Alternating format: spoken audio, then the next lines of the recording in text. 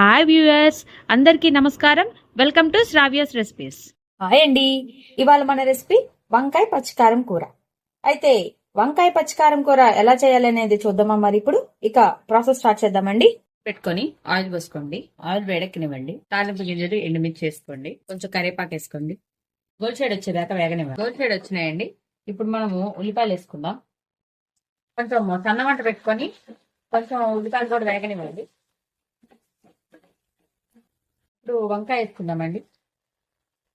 వంకాయ ముక్కలు కొంచెం పసుపు వేసుకుందామండి.